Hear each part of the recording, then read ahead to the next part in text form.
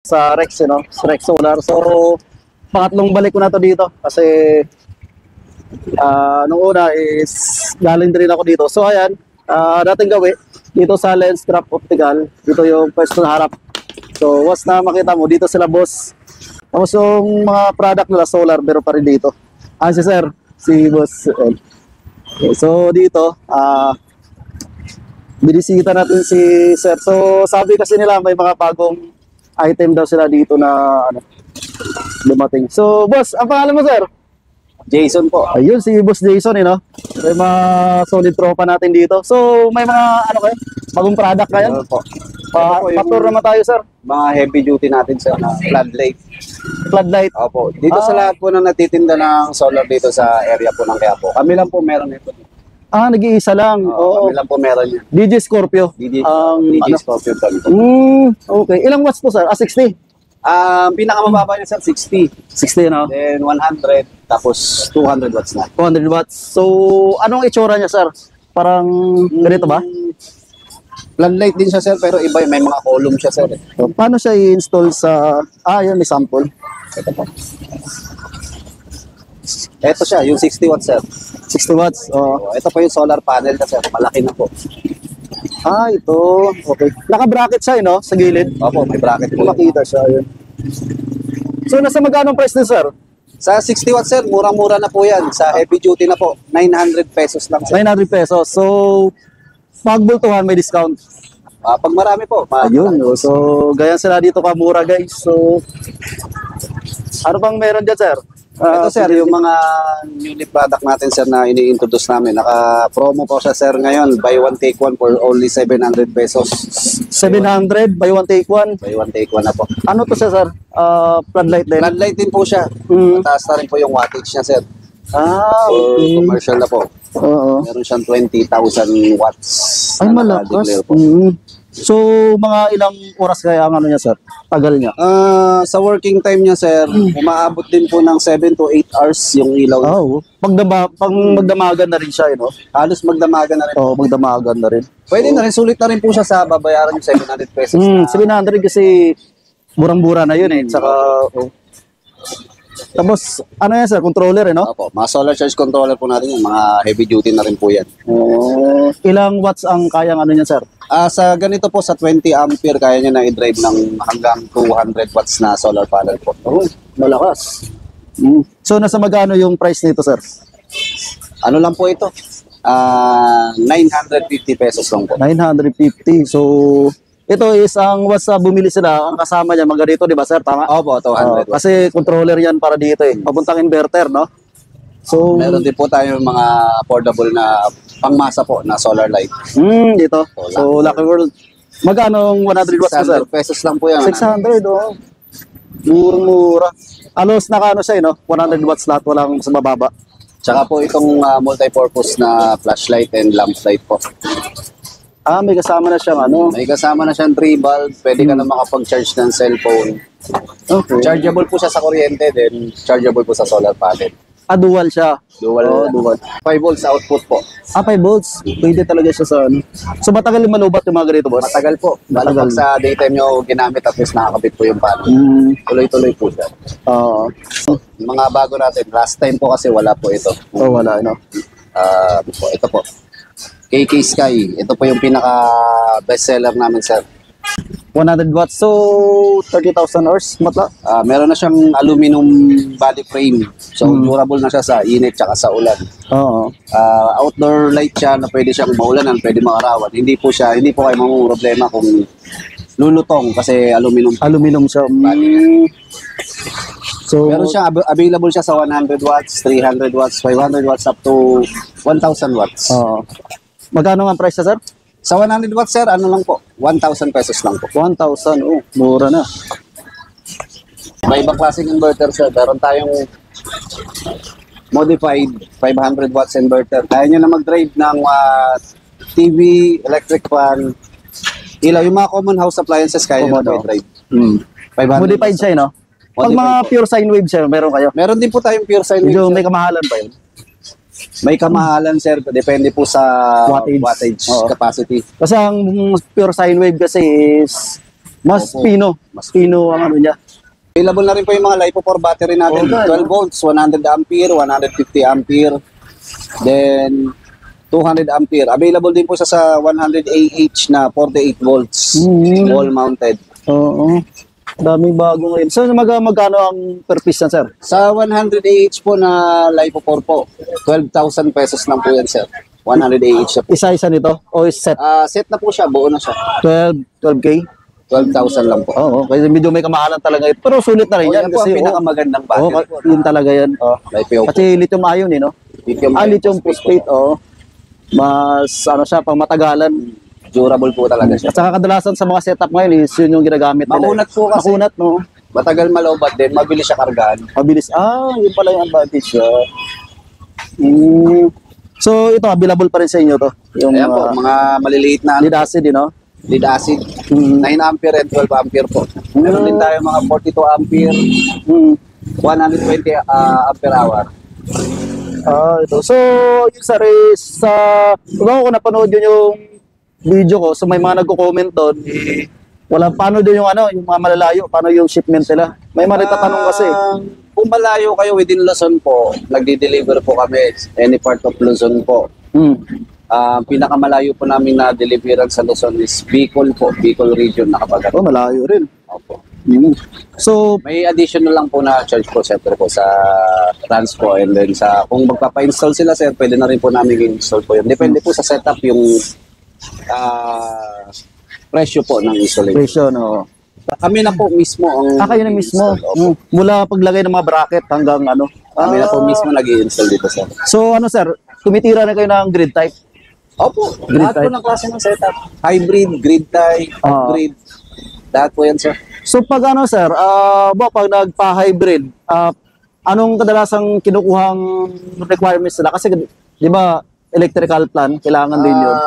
Actually sir, sa hybrid naman po, hindi naman talaga totally required na magpa-net metering ka eh. Kasi kung gusto mo lang naman maibalik sa'yo yung mga sinusupply mo sa Meralco, doon lang po papasok ang net metering para mabayaran po kayo ni Meralco sa mga sobrang harvest po ng solar panel nyo. Pero kung gusto nyo naman po ng setup lang po na hindi nyo na kailangan maglakad ng mga papel, pwede naman po yun. Pwede siya. So, pinakamataas sa inverter nyo, sir, anong brand dito? Pinakamataaas na watts po, watts. 10.2 kilowatts po. Meron po tayong 3 branded, JD Star, GLL, tsaka Goodway? Power M. Okay. Magaganda. Mga pure sine wave, no? Lahat po yan. Pure sine wave. 60 hertz na po siya. So, di na pala kailangan ng power meter. Kasi doon sa pabrika kasi namin, is more on, ang naka-install doon, 100 kilowatt. So, ang boss ko is naglagay sila ng net metering.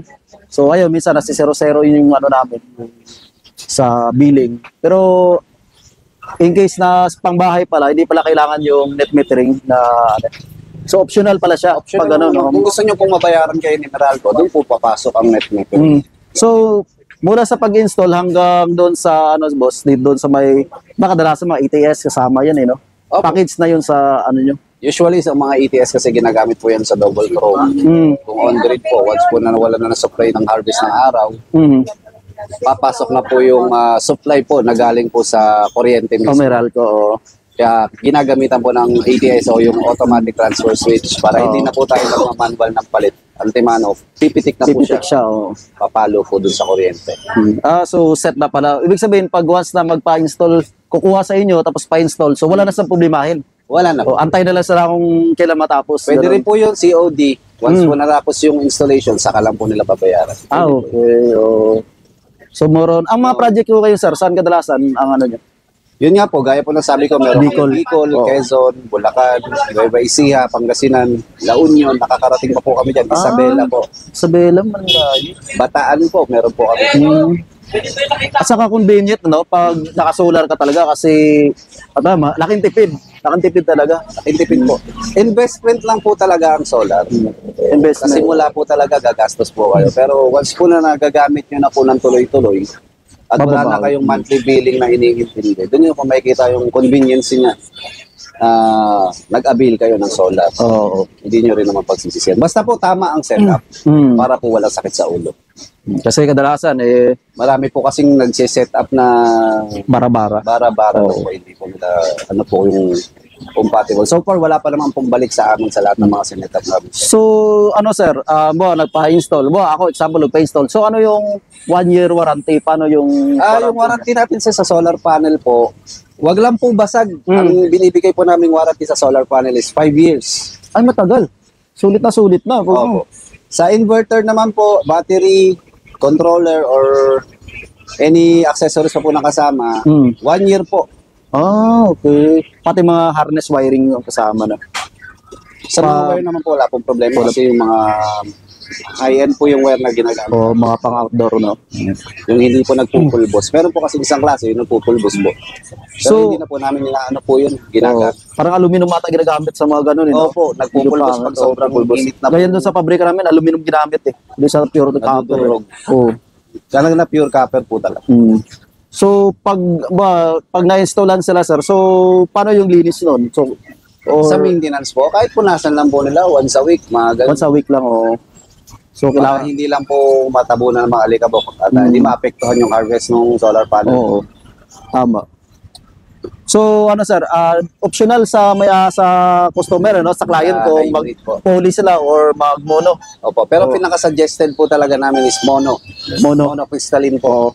Kasi po ang trabaho po ng mono, kahit po makulimlim, ma-harvest po siya. Marbis pa rin. Liwanag lang po. Hindi na po kailangan direct contact or direct exposure sa sunlight. Pero ano sir, medyo magkakabala. Pero kaya naman no? Pero masulit yata pag mono, no? Gaya po ng sabi Medyo ko, mataas investment lang- lang po oo, talaga. investment, oo. Investment po ang solar. So sa mga boss sir, sa mga subscriber natin na in case na example is ang ano nila gadget sabay, aircon, mga 1 HP, ref, TV, siguro mga ilaw-ilaw. So nasa magkano budget ng pwedeng i-ano nila yun, sir? Kung sa mga aircon, may isa silang aircon po. Gaya 1 po ng HP, mga oo. horsepower na aircon, Tapos then may refrigerator sila. Usually, ang binibigay namin setup sa kanila dyan, 6.2 kilowatts po. Na Matas. setup. Hybrid na po namin yun. Hybrid na, Mas advisable po namin ang hybrid setup. Saka wala namang problema sa mga ano, kasi parang tingin ko nga dito sa negosyo is para matagal na kayong nagsusupply sa mga ganito. Ano na po, almost 2 decades na po kami dito sa solar industry dito. Ay, kaya pala. Kami po ang pioneer ng solar dito sa Ang technician kasi dyan, parang tingin ko, ikaw ang nag-ano, sir? Ito si boss, parang magaling sa magaling siya sa ano. Kaya wala kayong problemahin pagdating sa ano, sa warranty at saka sa materials, di ba, sir? Ibigyan po namin kayo ng magandang warranty po. Yun, okay, sir. Ito po, floodlight din po siya pero Floodlight. hindi po siya solar. AC po siya. AC. Opo. Parang isaksak po siya sa kuryente. Available din po yan sa amin. Parang bago ata to. Pang kuryente naman po siya. Floodlight pala. Oo. So, AC pala to, 220. 220 volts. Hindi ko na-gets yun. Yun pala yun. So, magkano yung ganyan, sir? Ito sir, price range po nito, pag maramihan po ang kinukuha sa amin, binibigay po namin ito ng hanggang 600. Mura na, Kadalasan ginagamit to sa mga warehouse. Warehouse po. Yan. Tapos yung malalaki po nito sa mga covered court, ito naman tama. ginagamit. Mga farm, farm, fish pond, yan po yung mga kinukuha nila. Minsan po yung mga nangingisda, yan din po yung ginagamit. Kailangan nila yan kasi gamitan lang inverter tapos may mga battery lang sila, Sa dagat po. Yung sabi yung parang marami ko yung gawang Opo, neon lights. neon lights, neon lights. Neon lights pala ang ano yan. So mga ganito sir, may price range ba tayo? Yan kasi sir, hindi na kami naglalagay ng price range. Hindi po kasi yung materialis niya po kasi, hindi po Depende. stable yung presyo sa supplier. Oo. So kung ano po yung update sa supplier, doon lang po kami nagbe-base ng pricing niya. Pero hindi naman po siya ganun kamahal. At saka depende siguro sa ano sir, no? Sa Depende po sa size ng sa acrylic. size, At saka sa laki ng mga Regarding po sa laki ng letters, wala na pong kaso po yan. Basta po kasya doon sa size po ng acrylic na napili nila. So yung gaganda ng neon, no? Maximize naman po. Pero ginagamit to sir sa ano sir, no? Sa mga cafe, yung mga Opo, kaya po ng mga salon. salon, ayan, Yan po yung mga optical po. Yun po, yung gawa po namin. Yun. So, ayun guys, kita nyo yung sa optical, ayun So, yung mga neon lights dyan is, kayo gumawa dito, sir. Ayun ganda ng kulay. So, dito lang yan sa Rex Solar. Ano. So, ayan. So, ang calling card nyo, sir, yung pa rin dati? Yung pa rin. Kay Sir Rex. So, in case na kailangan yung umorder, bultuhan, so wala namang problema. Meron dito. So, ayan, mga floodlight nila, meron sila. Inverter, meron dito. Tapos, ito, mga pambahay na, portable na flashlight, tapos dito siya. So, di naman kailangan matakot kasi ang isa pa is dito, is kilala. So, 20 decade na pala sila. So, ayun. So, may mga sample sila dyan na kuha. So, dito. Paggawa na lang kayo. Sa mga gustong mag-avail po ng mga solar light, kompleto po tayo lahat po nung tungkol sa solar, kompleto po tayo. Gusto rin mo pa set up po ng solar set po para makatipid tayo sa monthly billing natin sa kuryente. Dito po kayo sa amin pumunta. Saka budget meal, no? Budget meal po. Saka madaling kausap sila, boss. So, in case na kukuha, sir, sinong kukontakin? Si Sir Rex, no? Na mag-avail kayo. Saka, madali silang kausap, guys, kung gusto nyong kubuha. Bultuhan, mga probinsya, IP Cargo, mga ganyan, sir. Safe po, mas sa EP Cargo. IP Cargo, mas safe po. So, ayun.